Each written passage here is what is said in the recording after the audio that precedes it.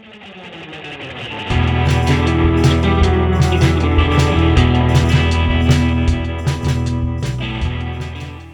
everyone! So today I am going to show some pieces from my vintage lingerie collection. And this is a collection I've been working on, oh my gosh, for at least 10 plus years now. I love the construction, I love the history behind it, and I love how it makes a woman's body look. So if that's something that you're interested in, keep watching. So the first piece I'm going to be showing is a 1950s bustier by Lily Daché. Now, Lily Daché started her career in the late 20s, early 30s, working as a sales associate for Macy's. And there was an adjoining independent hat shop right next to the Macy's store that she worked at that she ended up buying and became this prolific milliner. She's most notably known for her work in draping turbans, which is a staple in any vintage lover's closet. So in the 1930s and 40s, that's when Lily's business blossomed. In a time where hats normally would cost about $1 to $2, she was able to sell hers for over $20, which at that time, in the Depression era, was a lot. So in the 1940s, Lily won her Neiman Marcus Award for fashion, and she decided to explore different avenues of fashion and eventually started designing lingerie, like this piece you see right here. Now, Lily once said of glamour, glamour is what makes a man ask for your telephone number. It is also what makes a woman ask the name of your dressmaker. So she was very cognizant of the glamour behind fashion and wanting to make women as glamorous as possible. And this piece is one of my favorites, and you'll see in a minute why, because it's so beautiful and intricate. You'll honestly just want to wear it out as is.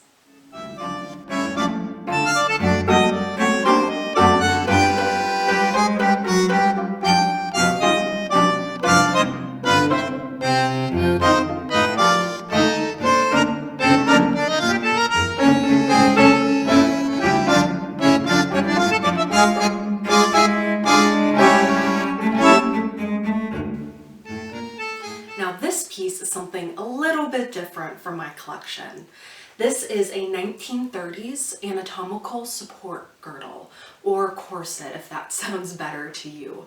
Now these weren't used for aesthetic purposes. These actually were used for spinal and lumbar support. And the interesting thing is, this isn't just for a woman. They also make these for men as well. And these were worn typically to help with posture, as I said, to help the spine. And on a positive note, if you wanted that sleek curvature of your waist, it gave that to you too. And in here you see it has all of this steel boning. So this was not comfortable. This was meant to be taken off at the end of the night. But look at all of these stitchings, there's binding support back here. And the thing I love most about this particular piece is that it's this beautiful pinky peach color. Typically they came in white or off-white and looked a lot more official. These have some embroidery on it, and it's more pleasing to look at than some of the other ones I've come across.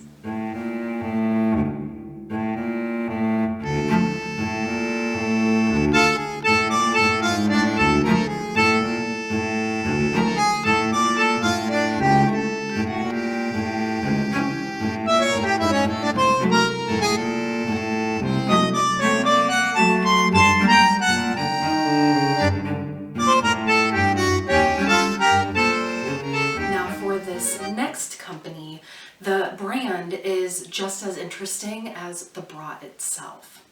So the Loveable Brassiere company was established in 1914 by Jewish businessman Frank Garson. By the 1930s, the company was fully integrated, and for those that know or are familiar with the Jim Crow laws of the South, this was in Atlanta, Georgia, and he wanted to prove that whites and blacks could work together in his factory. So this led him to be on the more progressive front. So that everybody could be integrated and work together, he offered a higher than average wage for his factory workers. he paid them $9 an hour as opposed to the normal $4 an hour to prove his point. And the interesting thing is, for his bra company, his advertising was meant for blacks and whites. He saw no color, and he really thought that this was something that should be accessible for everybody. Now, moving on to the bra itself, this particular style is from 1951, and this is called the Loveable Ringlet Single Stitched Bra. And the reason why it's called the ringlet is because of the circle stitching along the cups, and it's a continual spiral that makes it look kind of like a ringlet. And all of these were hand sewn with one single needle, and as I'll show you in a little bit, all of the embroidery are these beautiful little hearts and kind of wavy, swooshy lines. And the red is beautiful. I've never seen another one like it, and especially with all of these heart designs on it. This is one of my sassiest pieces and also one of my favorites.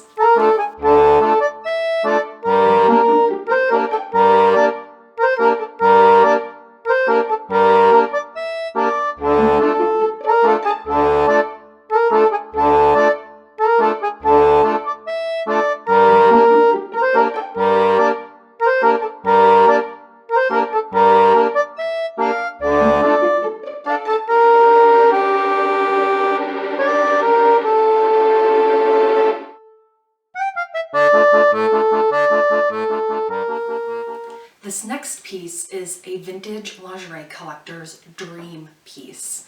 This is the 1950s Bali Bustier, and it's called the Bali Bustier because it has a bow applique on all of its pieces right in the chest.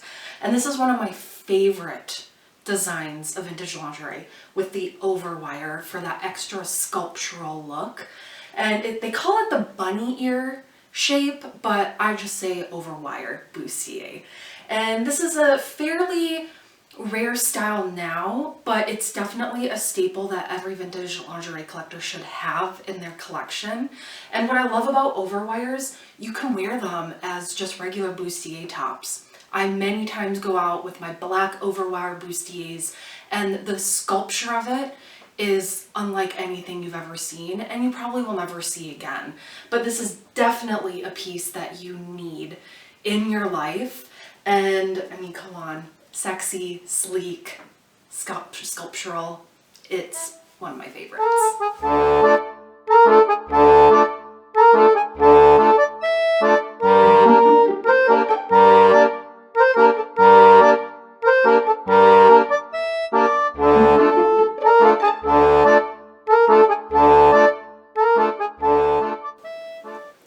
Now for this next bra, I don't have any provenance for it. There's no maker's tag, but I pulled this one because I thought it was really cool. And this is a 1950s linen bra. And more than likely, this was either a swimsuit or a beach bra because the linen is a lot more breathable. But I kind of had to stuff her out a little bit with some socks just to show you how cool this piece is and how comfortable it is. So this does have an underwire, but if you can see under it, and I'll show a close-up later, it's got all this beautiful stitching at the bottom. You can wear it as multi-straps. You can tie these and switch them. So these were kind of a precursor to some of the strappy and interchangeable bras that we see today. But I just thought I would show this one. It's adorable, it's cute, it's very va-va-voom, and summer's coming, so why not get this out of storage?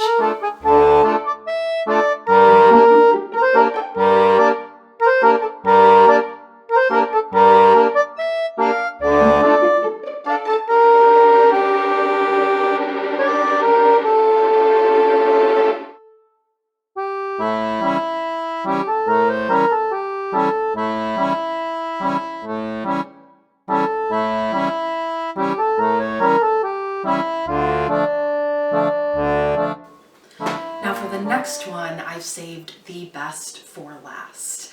And this is a beautiful bustier by Lily of France, and this is from the early 50s. So a little back history on Lily of France. They started in the early 1900s, but that brand can be seen in a lot of mass retailers today, like Bare Necessities, JCPenney's. You can still find these pieces. And one of the interesting tidbits about Lily of France is that in 1955, they paired up with Christian Dior to create his ideal foundation garments for a lot of his gowns that you see today. And they paired up because Christian Dior believed Lily of France really understood the female figure and what he was trying to achieve with it. Now for a little bit of the provenance behind this piece.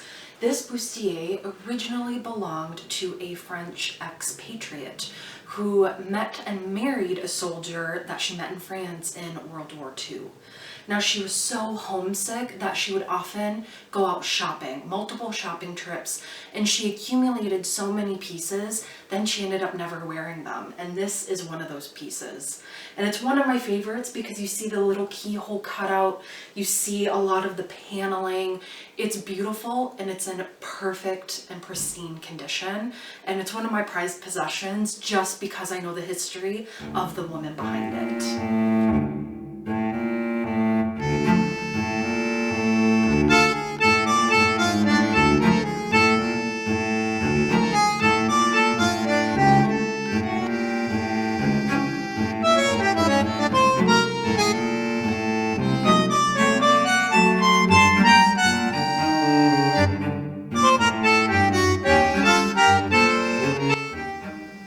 Thank you so much, you guys, for watching. Now, as I said, I have a pretty extensive vintage lingerie collection, and if this is something that you've liked seeing, let me know in the comments below, and I'd be happy to show off more from my collection. But as another little tidbit, the very first bustier I showed you, the Lily Daché, I'm actually wearing the exact same one under this 1960s German dirndl. And the bustier I'm wearing, I ended up being lucky enough to find two of them, and it's amazing. I never want to take it off, except for the fact that the steel boning is currently stabbing me, and I think it's punctured me. But other than that, thanks for watching, and we'll see you guys next time. Bye!